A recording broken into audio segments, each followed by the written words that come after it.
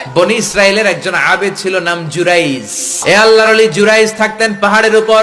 পাহাড়ের উপরে তাহাজ্জুদের নামাজ পড়ছেন।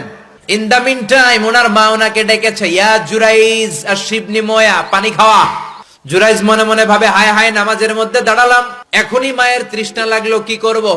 মায়ের ডাকে সাড়া দিব নাকি নামাজ চালিয়ে যাব? জুরাইজ মনে মনে ভাবে, কিছুক্ষণ পরে যে মাকে পানি খাওয়াবো, আগে নামাজটা পড়ি। কিছু সময় পর তার মা আবার ডাক দিল, ইয়া জুরাইজ। 3 বার ডাকার পরে জুরাইজ নামাজের কারণে মায়ের ডাকে সাড়া দেয় নাই। মায়ের মনের মধ্যে দুঃখ লেগেছে, মা তার মনে কষ্ট পেয়েছে।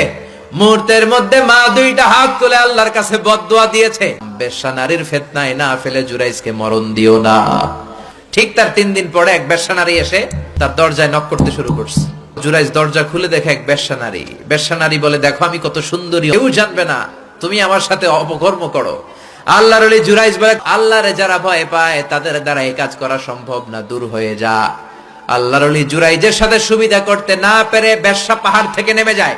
নেমে দেখে পাহাড়ের নিচে রাখাল শোয়া। রাখাল ঘুম থেকে উঠিয়ে বেশ্যা বলে, আমি কত সুন্দরী দেখো। রাখাল মনে মনে কয়, পাইছি তোরে। রাখাল আর বেশ্যা মিলে অপকর্ম করে জিনায় লিপ্ত হয়ে যায়। 3 মাস যাওয়ার পর বেশ্যা নারীর পেটটারে উঁচা করে দিছে কে? এবার এলাকার লোকেরা ধরেছে, তুই তো বিয়ে করস নাই, পেটে বাচ্চা আসলো কেমনে? বেশ্যা বলে, আমার পেটের বাচ্চার বাবা হচ্ছে ওই আল্লাহর ওলি জুরাইজ। সবাই কয়, হায় হায়, এতদিন ভাবতাম আল্লাহর ওলি, এখন দেই ভণ্ড। সবাই লাঠি সোটা নিয়ে তার গির্জা ভাঙতে গিয়েছে।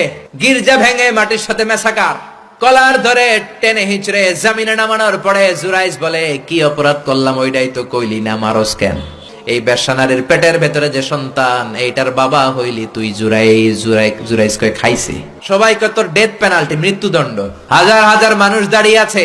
2 রাকাত নামাজের পর বেশ্যার পেটের দিকে ইঙ্গিত করে পেটের বাচ্চারা ডেকে বলে, তুমি যদি এক আল্লাহর আদেশে মায়ের পেটে এসে থাকো, তোমারে প্রশ্ন করব, তুমি উত্তর দাও। তোমার পিতাকে? হাজার হাজার মানুষকে তাজ্জব করে বেশ্যার পেটের ভেতর থেকে মানুষের মতো আওয়াজ আসতে শুরু করলো। পেটের ভেতর থেকে ছোট্ট বাচ্চা বলে, আনতাল আস্তাবি, আপনি আমার বাবা নন। ওই যে সিপাহি দাঁড়ায় আছে, আর রাই হুয়া আবি, ওই রাখাল হলো আমার বাবা। আল্লাহু আকবার।